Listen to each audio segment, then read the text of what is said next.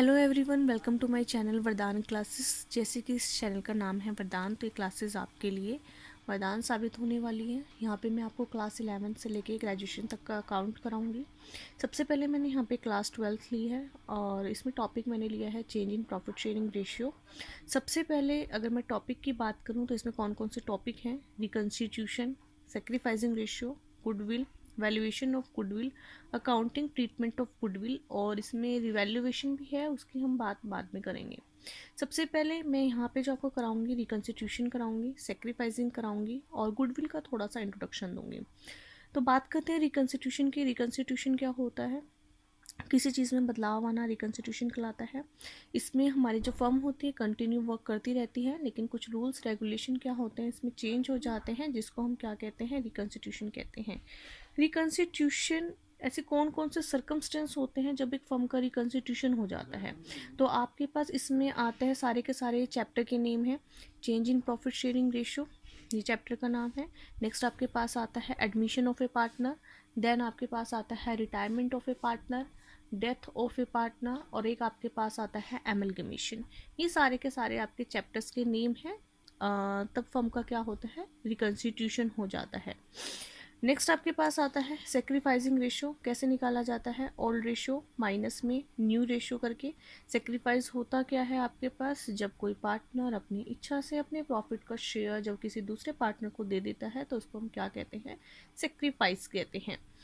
अब आपके पास यहाँ पे क्वेश्चन लिया है मैंने एग्जाम्पल के तौर पे, A and B are partner in a firm sharing profit and loss in the ratio 2:1 है।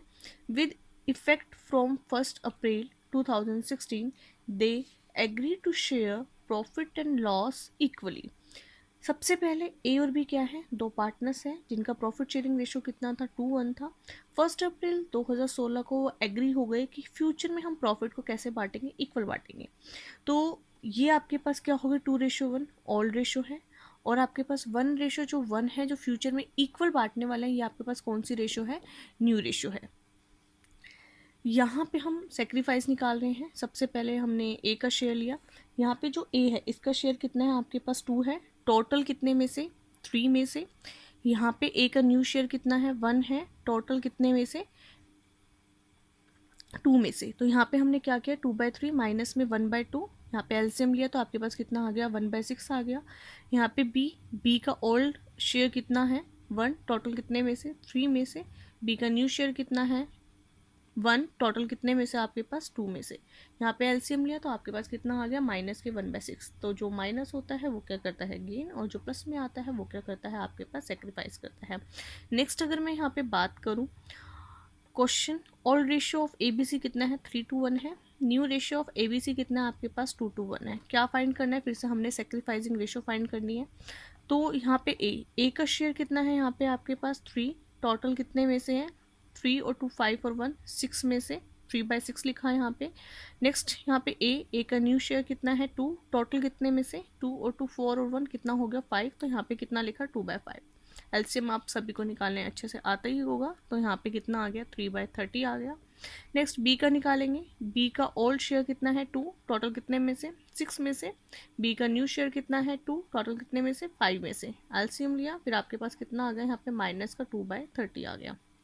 नेक्स्ट सी का शेयर कितना है, 1। टोटल कितने में से, टोटल किया था अभी हमने 3 2 5 और 1 6। तो 3 कितना आ गया आपके पास,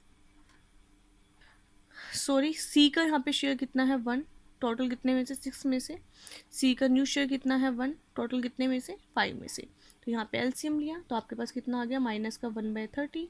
तो बी और सी क्या कर रहे हैं, गेन, और ए यहाँ पे क्या कर रहा है आपके पास, सेक्रीफाइस कर रहा है। आप एक काम करना, इसमें प्रैक्टिकल क्वेश्चन शायद 4 दिए हुए हैं आपके पास, और ये आपके पास इलस्ट्रेशन थी, ये भी आपके पास 4 गिवन है। तो आप लोग प्लीज़ सेक्रीफाइसिंग रेशियो जो है एक होमवर्क के तौर पे आप इसको निकाल के देखना, और कोई भी आपको प्रॉब्लम हो तो आप लोग मुझे बता सकते हैं। नेक्स्ट अगर मैं बात करूँ यहाँ पे गुडविल की, तो गुडविल क्या होती है? देखो, आपने कई सारी कंपनियों के नाम सुने होंगे जो कि बहुत फेमस हैं।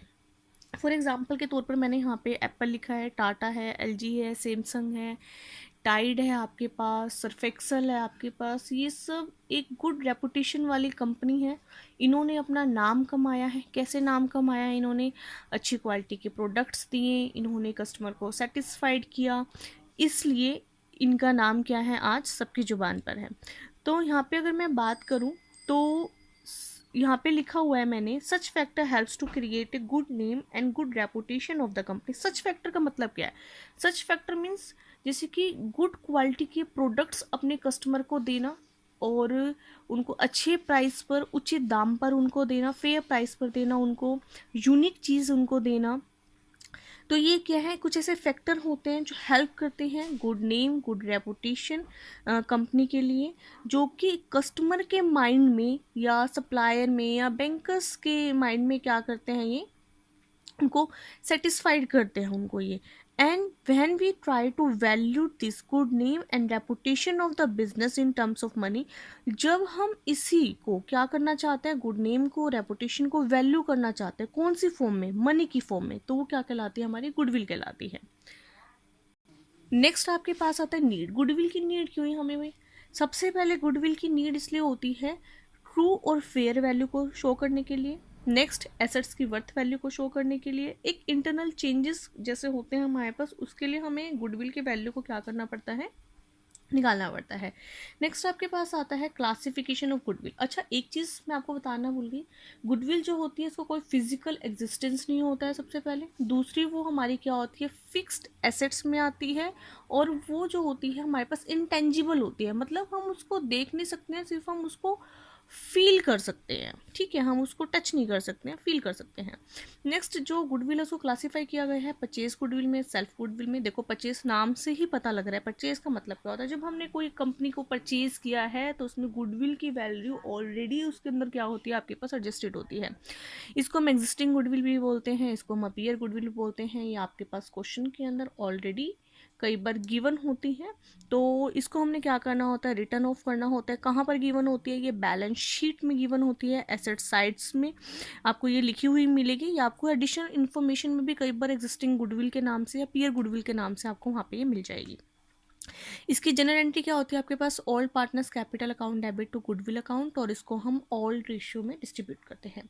नेक्स्ट आता है सेल्फ। नाम से पता चल रहा है सेल्फ गुडविल का मतलब क्या होता है? खुद से, अपनी ऑनेस्टी से, अपने हार्ड वर्क से इसको जनरेट करना क्या कहलाता है? सेल्फ गुडविल कहलाता है। ये आपको बुक्स में गिवन नहीं होती है, ये आपको क्या करनी पड़ती है?